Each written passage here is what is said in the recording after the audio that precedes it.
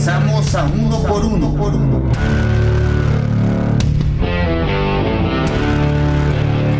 Bien, regresamos aquí al capítulo 75 para entrar de lleno al análisis de las 10 medidas emergentes que propone el presidente Enrique Peña Nieto para garantizar este Estado de Derecho que se ha violentado, que no se ha podido ejercer, que ha puesto en crisis ante los medios internacionales y sobre todo aquí en México, pues una violación de derechos humanos que impugnan por hacer un cambio de fondo en las instituciones que imparten justicia en este país y que no lo hemos visto. Crecen las extorsiones, crecen los secuestros, crece la impunidad.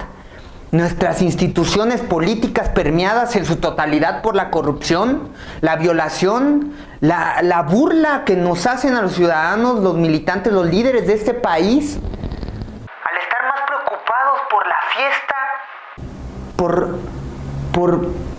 por cosas que no tienen nombre, más allá de un ejercicio de honor y con bandera de la verdad en los hechos y en el análisis de la discusión del debate de las ideas.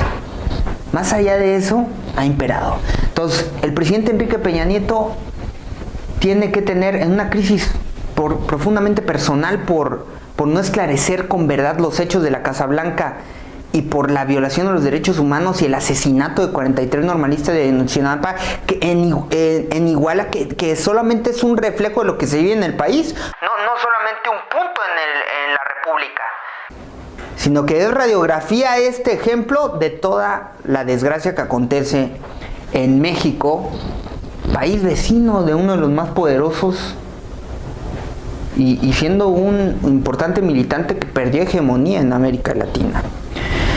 Bueno, este es el nuevo pacto de Enrique Peña Nieto. Vamos punto por punto. Número 1, va a enviar una iniciativa en materia de reforma constitucional para expandir la ley contra la filtración del crimen organizado en los servicios municipales, para que la federación se pueda involucrar en esos casos.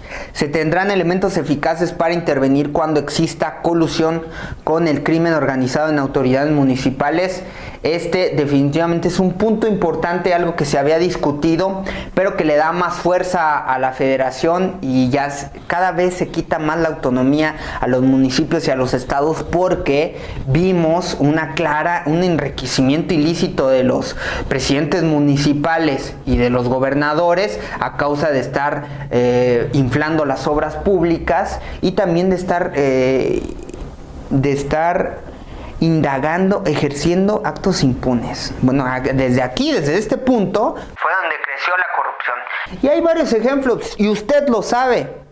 Los mismos regidores, los miembros del ayuntamiento quieren pasarse por alto el estado de legalidad, el estado donde impera la ley, para seguir alimentando un estado de privilegios. Ellos son ciudadanos que deberían velar porque se ejerza cabalmente, pero lo que sucede es que si alguien aspira o llega a ser regidor, le piden al señor, a tránsito o a la policía de échale la mano a mi compadre, échale la mano a mi hermano, no lo metas al bote porque atropelló a cierta persona, déjalo salir, perdónale la multa, perdónale la infracción, perdónale que sea un cuate que quiere seguir alimentando que impere la impunidad en México.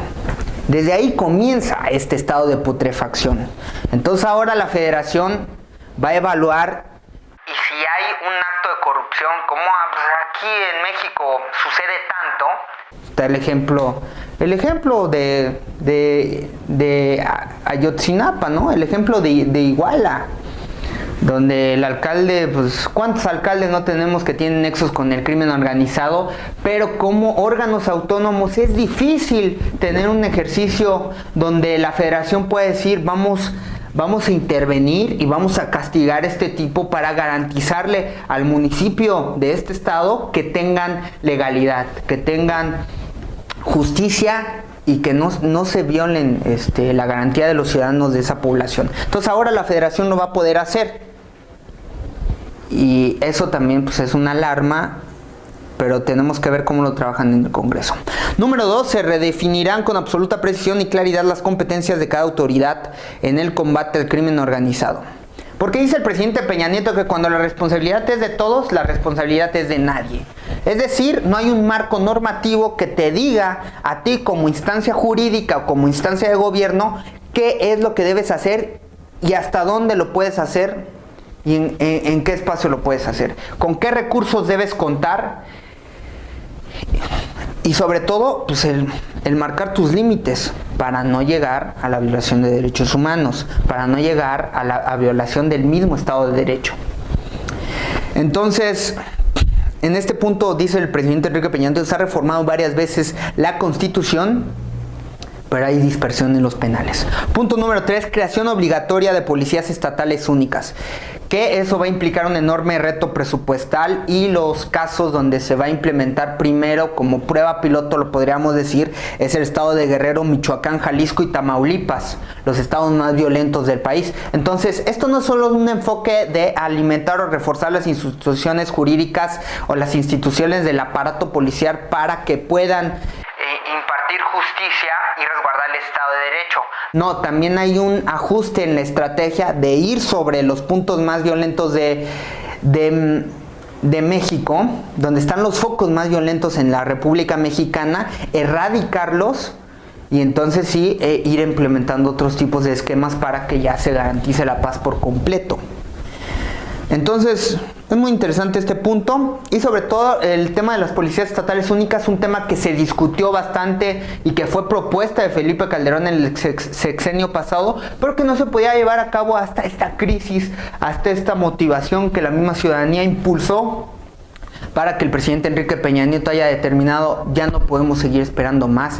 Esta es la medida urgente, emergente, que tenemos que acatar si queremos resguardar el Estado de Derecho para trabajar en paz y para también salvaguardar la implementación de las reformas estructurales en este país.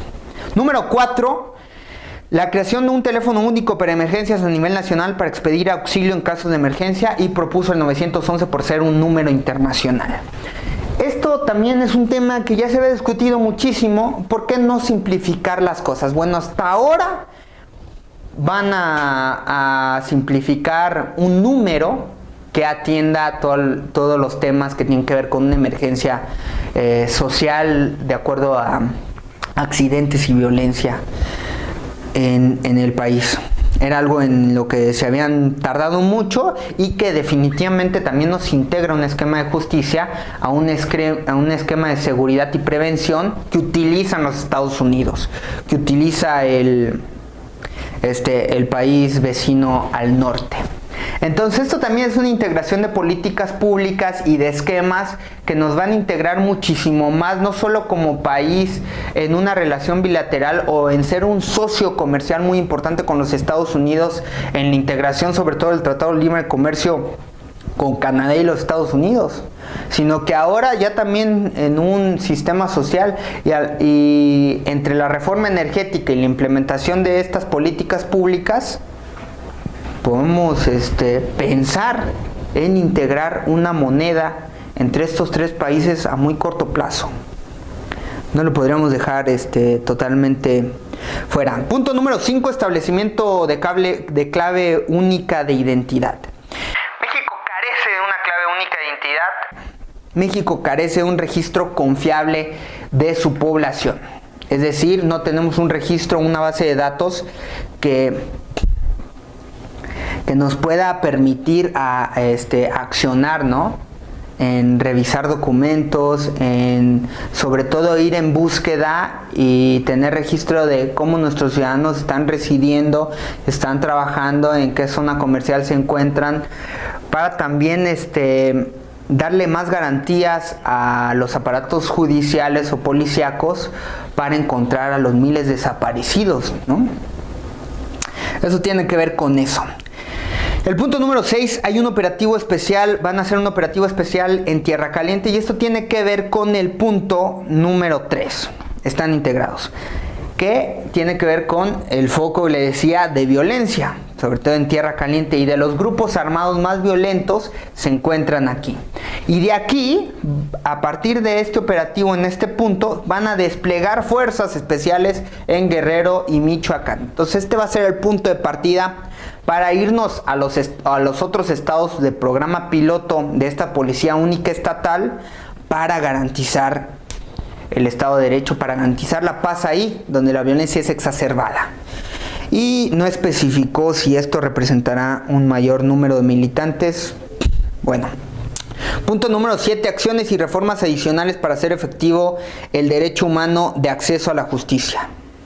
Punto número 8. Conjunto de acciones para fortalecer y poner al día la protección de los derechos humanos, leyes para tortura y desaparición forzada, fortalecer los protocolos y procedimientos para que en casos de tortura, desaparición forzada y ejecución extrajudicial, para que las investigaciones sean imparciales y oportunas. Es decir, vamos a atender las víctimas y vamos a reforzar, como ya hemos dicho al principio de esta plática, pues las instituciones, sobre todo garantizar la protección de los derechos humanos, ¿no? Y agilizar los procedimientos para encontrar, sobre todo erradicar este tema de que cada vez se incrementan más los miles de desaparecidos. Punto número 9. La pronta aprobación de diversas leyes y reformas en materia de combate a la corrupción. Y decidido respaldo al Sistema Nacional de Corrupción que debaten las distintas fuerzas políticas, que incluye sistema de vigilancia a las autoridades, que incluye fortalecimiento de la Auditoría Superior de la Federación, la creación de un fiscal anticorrupción nombrado por el Senado de la República. ¡Ojo aquí! Este fiscal de anticorrupción deberá esclarecer y revisar puntualmente lo que ha rendido en términos de transparencia o de cuentas sobre el patrimonio privado que tiene Enrique Peña Nieto y su esposa Angélica Rivera, con nexos con el grupo IGA, que ganó la licitación del Tren México-Querétaro y que después revocaron, para ahora sí decir: no hubo dolo aquí. No hubo aquí influyentismo, nepotismo, no hubo aquí un favoritismo a este consorcio empresarial socio del presidente Enrique Peña Nieto.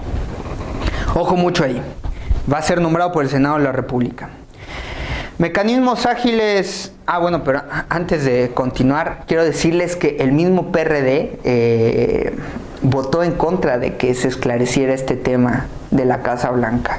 Entonces habrá que ver a quién nombra el Senado y cómo las fuerzas políticas se ponen de acuerdo en este tema para que se esclarezca ello. Pero es un punto optimista y favorable decir que el mismo presidente Enrique Peña Nieto pues se dejará ver a la luz pública por un fiscal que va a valorar todos los casos de todas las fuerzas políticas imparcialmente, queremos creer, ¿verdad? Bueno, continúo. Continúo en el punto número 9, mecanismos ágiles para denunciar hechos anticorrupción, y propuso sanciones ejemplares para empresas que se coludan, fíjense nada más, era parte de lo que les decía, con autoridades o caigan en corrupción. Vamos a ver ese punto número 9, cómo se lleva a cabo en los siguientes días. Punto número 10, promover los principios de transparencia, participación ciudadana y rendición de cuentas.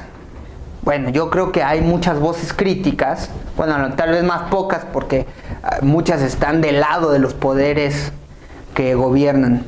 Y el número y monto de los contratos de cada empresa licitante pues tiene que ver mucho con el punto número 9, ¿no? Pudimos pensar que, bueno, quitando de ahí que van a promover más transparencia y participación ciudadana, bueno, es una iniciativa también que está haciendo el Partido Acción Nacional en los congresos de implementar un esquema que de verdad dé transparencia. Y de ahí yo creo que viene el trabajo del sistema anticorrupción nacional, ¿no? Y entonces, estos han sido los 10 puntos emergentes para fortalecer el Estado de Derecho, y revivió las promesas de grandes inversiones en Guerrero y en otros estados del sur de México en el Programa Nacional de Infraestructura para introducir el gas natural por primera vez en esas entidades, Guerrero, Oaxaca y Chiapas. Vamos a un corte comercial y ya regresamos aquí a un 1 por 1 para el desenlace.